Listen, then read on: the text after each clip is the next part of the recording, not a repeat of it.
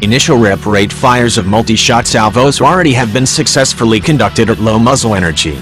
The next test sequence calls for safely increasing launch energy, firing rates, and salvo size, a statement from ONR says.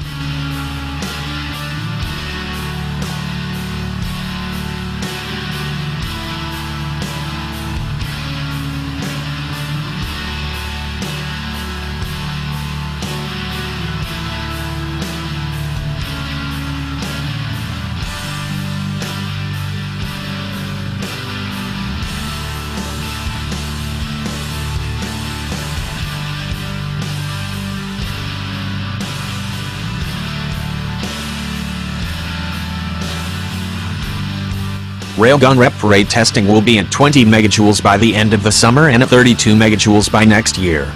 To put this in perspective, 1 megajoule is the equivalent of a 1-ton vehicle moving at 160 miles per hour, ONR information states. Railguns and other directed energy weapons are the future of maritime superiority, Dr. Thomas Beutner, head of ONR's Naval Air Warfare and Weapons Department, said in a statement. The U.S. Navy must be the first to field this leap-ahead technology and maintain the advantage over our adversaries. The weapon works when electrical power charges up a pulse-forming network. That pulse-forming network is made up of capacitors able to release very large amounts of energy in a very short period of time. The weapon releases a current on the order of 3 to 5 million amps, that's 1,200 volts released in a 10-millisecond time frame, experts have said. That is enough to accelerate a mass of approximately 45 pounds from 0 to 5,000 miles per hour in 1/100th of a second, Navy officials said. Due to its ability to reach speeds of up to 5,600 miles per hour, the hypervelocity projectile is engineered as a kinetic energy warhead, meaning no explosives are necessary. The hypervelocity projectile can travel at speeds up to 2,000 meters per second, a speed which is about 3 times that of most existing weapons. The rate of fire is 10 rounds per minute, developers explained. A kinetic energy hypervelocity warhead also lowers the cost and the logistics burden of the weapon, they explained. Although it has the ability to intercept cruise missiles, the hypervelocity projectile can be stored in large numbers on ships. Unlike other larger missile systems designed for similar missions, the hypervelocity projectile costs only $25,000 per round. The railgun can draw its power from an onboard electrical system or large battery, Navy officials said. The system consists of 5 parts, including a launcher, energy storage system, a pulse-forming network, hypervelocity projectile, and gun mount.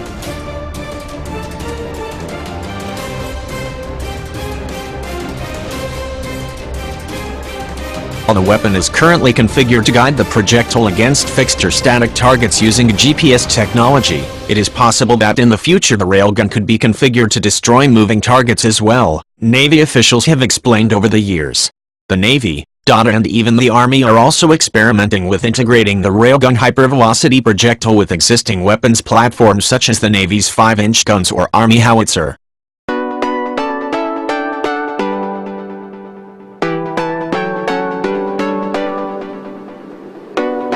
Possible railgun deployment on Navy destroyers. Also, the Navy is evaluating whether to mount its new electromagnetic railgun weapon to the high-tech DDG-1000 destroyer by the mid-2020s, service officials said. The DDG-1000's integrated power system provides a large amount of onboard electricity sufficient to accommodate the weapon, Navy developers have explained. Navy leaders believe the DDG-1000 is the right ship to house the railgun, but that additional study was necessary to examine the risks. Also, with a displacement of 15,482 tons, the DDG-1000 is 65% larger than existing 9,500-ton Aegis cruisers and destroyers.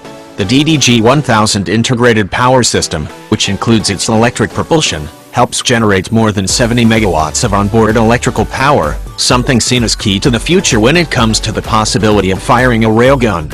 It is also possible that the weapon could someday be configured to fire from DDG-51R Labor-class destroyers. Something of that size is necessary, given the technological requirements of the weapon.